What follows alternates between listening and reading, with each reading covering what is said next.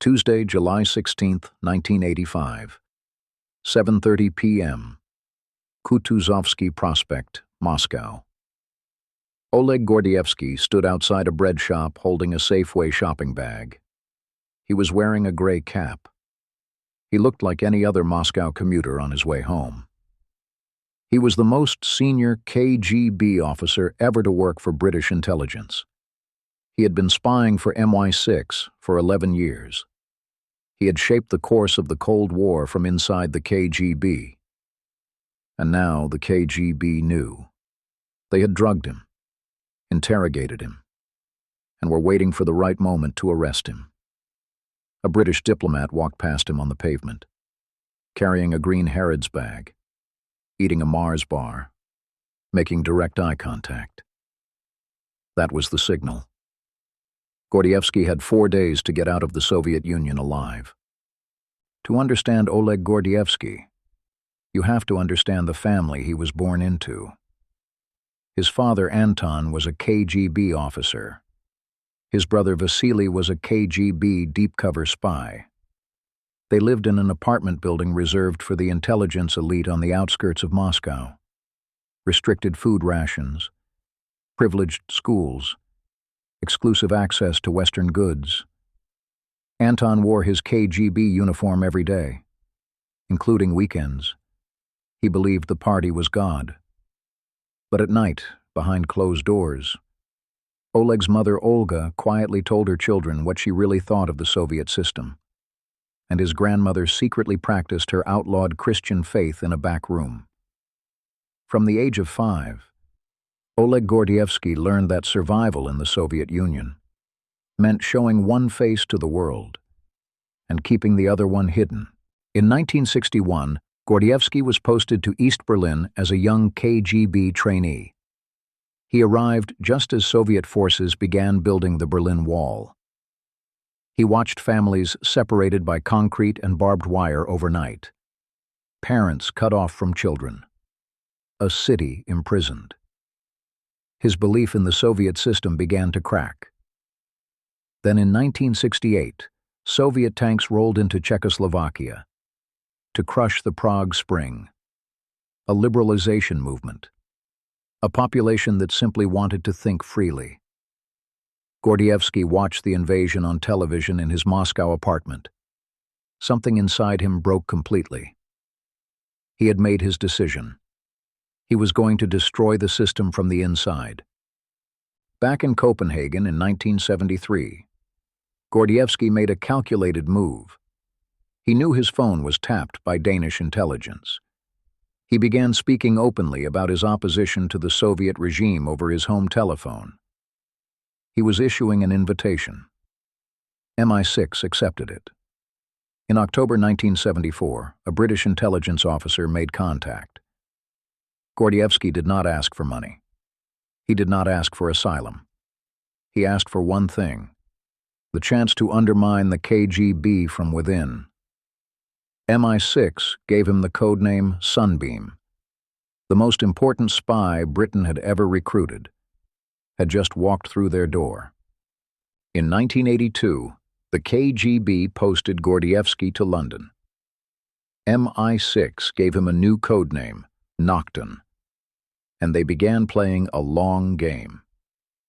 To increase his value as a source, British intelligence systematically eliminated his rivals within the KGB London residency. They engineered the expulsion of his superior, the KGB resident in London, using a counterintelligence scandal as cover. Gordievsky was promoted to deputy resident, then resident designate. The man MI6 had recruited as a mid-level officer was now the most senior KGB official in Britain, with access to the Kremlin's most secret diplomatic and intelligence traffic. And he was sending every word of it to London. In November 1983, NATO launched its largest military exercise of the Cold War, Able Archer 83, a simulation of a full nuclear launch. The Soviet leadership was not convinced it was a simulation. They placed their nuclear forces on high alert. prepared for a preemptive strike. Gordievsky transmitted an urgent report to MI6. The Kremlin was genuinely terrified. This was not political posturing. They believed the West was about to launch a nuclear attack. The report was passed directly to Margaret Thatcher, who passed it to Ronald Reagan. Both leaders adjusted their public messaging immediately. The evil empire rhetoric was quietly dialed back. A double agent inside the KGB had just prevented a nuclear war. If this story is landing the way I think it is, stay with us, because someone inside the CIA was about to sell Gordievsky to the KGB, and Gordievsky had no idea. In April 1985, a CIA officer named Aldrich Ames walked into the Soviet embassy in Washington, D.C. He was facing financial ruin, an expensive divorce, a new wife who spent $5,000 a month on international phone calls. He offered the KGB everything he knew, in exchange for cash. The KGB paid him $50,000 on the spot. Eventually, over $2.5 million. Among the names Ames handed over was the identity of Britain's most valuable intelligence asset, Oleg Gordievsky. 10 Western double agents identified by Ames were executed by the KGB. Gordievsky was supposed to be next. On May 17, 1985, Gordievsky received an urgent cable in London. Report to Moscow immediately. Your promotion to resident has been confirmed. He knew it could be a trap. He returned anyway. Days after arriving in Moscow, his superior Viktor Grushko drove him to a KGB dacha outside the city. A relaxed lunch, sandwiches, Armenian brandy.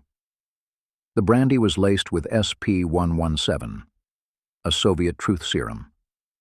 For 5 hours, heavily drugged and disoriented, Gordievsky was interrogated by KGB counterintelligence officers. When he woke up the next morning in a bedroom he did not recognize, Grushko was standing over him. We know very well that you have been deceiving us for years. Gordievsky denied everything, and somehow it worked. On the evening of July 19, 1985, Gordievsky left his Moscow apartment for his usual evening jog. He changed his route, slipped into a forest, changed his clothes, and disappeared.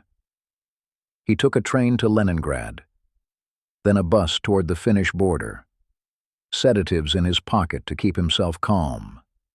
He fell out of his bunk on the overnight train and arrived in Vyborg, bleeding from his temple.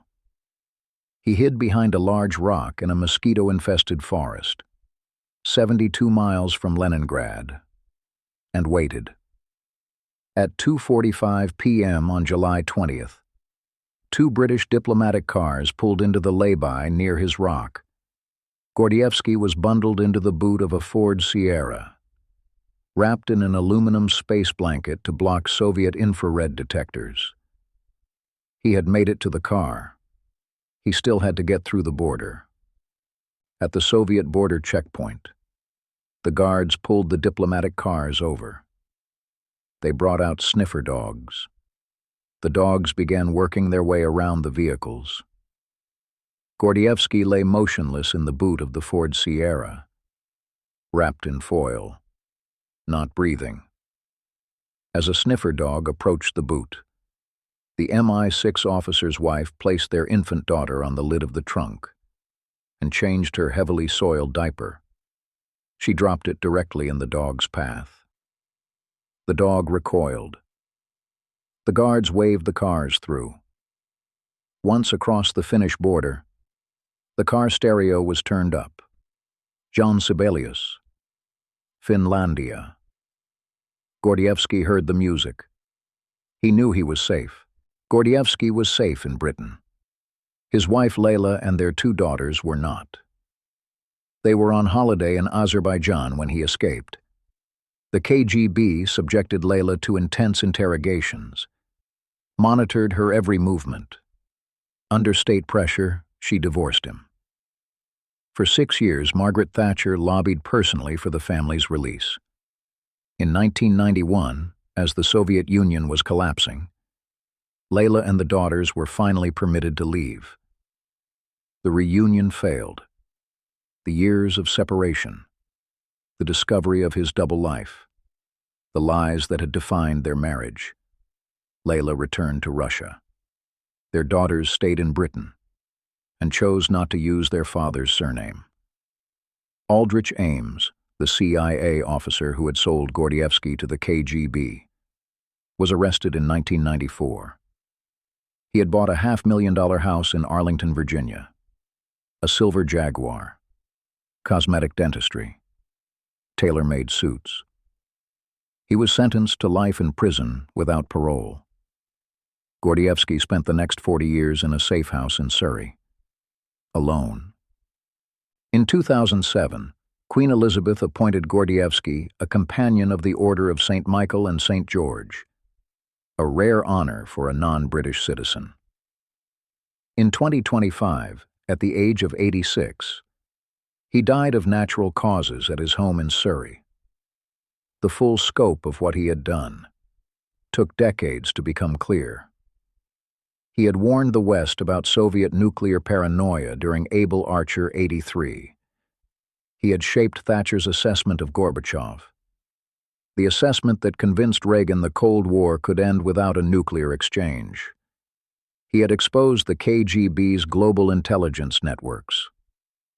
A Soviet boy raised inside the KGB had spent 11 years dismantling it from within. He had been drugged, interrogated, sentenced to death in absentia, and smuggled across a border in a car boot under a dirty diaper. The KGB trusted him with their secrets. He gave every one of them to Britain instead. If this story stayed with you, subscribe to Cold War Confidential. Every week the stories they almost kept classified, one secret at a time.